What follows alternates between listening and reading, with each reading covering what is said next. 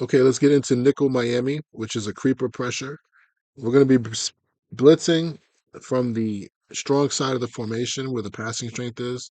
So the linebacker that's aligned to the side of the nickel is going to go through the B gap, and then the linebacker that's away from the nickel is going to be he's going to be in the middle run technique. Our edge player away from the nickel is going to be put into a vertical hook. So we're going to get a four-man rush, and it could produce pressure. Sometimes it comes through, sometimes it doesn't. Now, on the Madden field, we're going to have to know if it's 3-by-1 or 2-by-2. And really, it comes down to the front. So let me just explain the front. Our front, we're going to be playing out of nickel 2-4 and out of dime 2-3. It's going to be in an over front to start.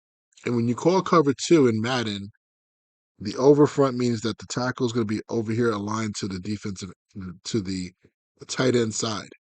He's naturally already in the game going to stunt into A gap for you. That's already put into the game.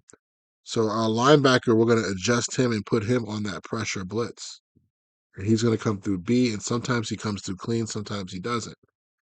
The backside backer here, away from the nickel, we're going to make him the middle run player, right? Because usually he's the vertical hook player. And then we're going to take the defensive end here, or the edge player, I should call him, and put him into a vertical hook.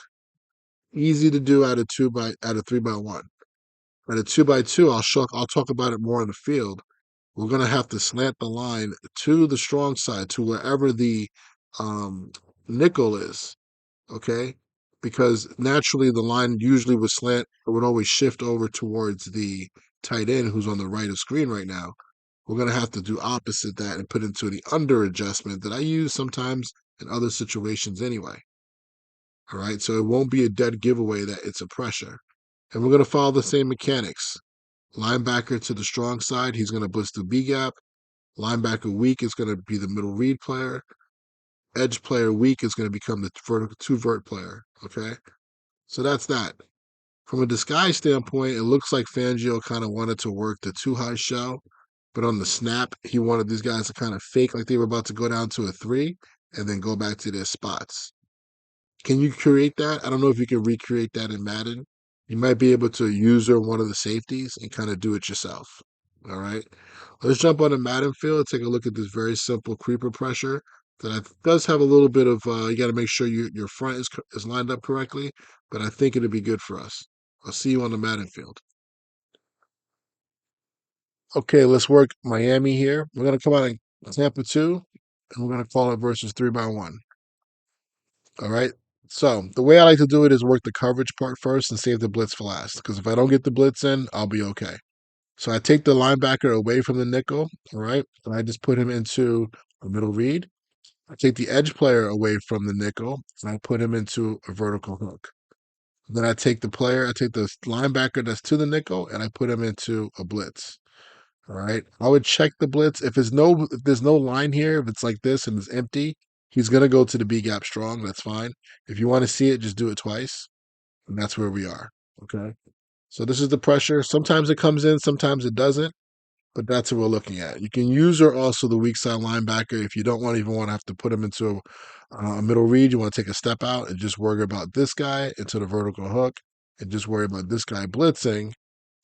Make sure he's going to the right side, right? You can end up using this guy, but his responsibility is middle read, so just make sure you do that.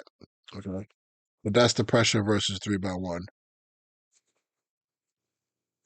Again, this is a creeper pressure. We're hoping to get somebody to come in, but it's not guaranteed, guys. All right. These aren't nano pressures that we're creating. All right. So let's go to 2-by-2. And also, if you notice, you saw how the defensive tackle was already slanting in that front, right? The three technique. So 2-by-2 formation. This is where it changes, right? We want that defensive tackle to be in a three technique to the side of the blitz. So we're going to shift the line to the left. Okay. We're going to go through our same steps here that we did before. Okay. I got the coverage set. Now I'm going to get the blitz coming through. So this is where 2-by-2, you got to remember that. I don't know why that linebacker stopped running. If he would have kept on going, he would have came through potentially clean. Okay. But that's the look that we want. Let's watch the replay real quick. If this linebacker continues his path, there's a chance he might squeeze to that B gap. I'm looking at this guy right here. For some reason, he came back. Maybe the play fake got him. All right, so this is what we want, though. That same 3 technique, go into A gap, and we're good to go. This would be the same thing versus 3x1. So if you do want to call this, I would only suggest calling it on against 3x1 against if it's a long yardage situation. Let me just show you because it's a little bit of a hard angle for your vertical for your middle read player to get all the way back to cover number 3. It's just it's really hard for him to get over there. But this is similar to 2x2. You have to shift your line this way. All right, and you can see how far your middle read player has to get over. Okay, so that might be a problem. Maybe if you could try to maybe use the vertical hook player and sit between 2 and 3 to try to scare this off a little bit. But that's where we are. Okay. Let me see there. Did the linebacker come through clean there? It looks like 3x1. I've seen this happen before. He might come through clean more versus 3x1. Or 3x1, no, I apologize. 3x0 is what I usually call it.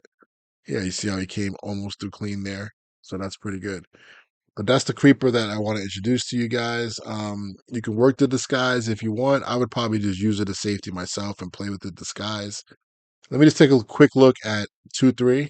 Make sure you get the same result in front. Okay. So this is one thing you got to be careful of. 2-3 can get a little funky when it comes to guys aligning correctly. You have to a lot of times flip the defense. So just know that. But here, because I flipped the defense, the D line flipped. So you're gonna have to shift the line here, which is fine. We can still blitz this linebacker. He's gonna go to B gap, which is fine. And then here, let's make sure we have all the assignments that we need. Sometimes those are funky too. Yeah, we're good. So we can run this at a 2-3. Now you got a safety going back to the middle read, right? The safety that's aligned is the dime linebacker, and we can play ball from there. All right. So just make sure, I would say this, just make sure that the front, okay, that 3 technique is in front of the blitzer. Doesn't matter what the formation is, doesn't matter what's going on. As you see here, how funky this is. This guy won't come over. So just be careful of dime 2-3-6. I might end up taking it out of the package, to be honest with you guys. I hate to do it, but there's a lot of little things I've noticed that has problems. And then when we get to man coverage, we can't even play pounder from here. We'll talk about that later because of they don't give you all the adjustments you need. So we'll talk about that later. That's Miami. It's built out of, again, the reason why I'm not using it out of big nickel is this. What happens if we get 2x2, big nickel over G, and we have to slant the line? The entire line comes over. Okay, I don't like that. I don't like that edge over here. It's not the worst thing in the world. You can get away with it, guys. But I try to give you guys realistic stuff, and I just don't. The whole line coming over like that just doesn't seem to work for me. But you can get it. You can definitely try that out as a run play. You can definitely try that out if you want. I'm just going to suggest it out of the 2-4 front and maybe out of the 2-3 dime front. Okay. Out of the rush front as well, you can probably do it, but you want to do that versus 2x2 sprint. As a matter of fact, I'm glad I brought that up. I would have forgot about this real quick. Let me put this in the video. Only use the dime rush. You can use it versus a non. Let's do it versus a non 2x2 spread set. Let's go to 3x1. Let's do that. All right.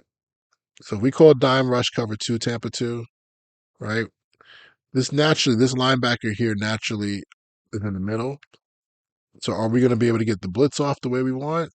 Not really, right? So that's something you got to think about. So now we're going to have to potentially move the line around. He's going to A gap right now.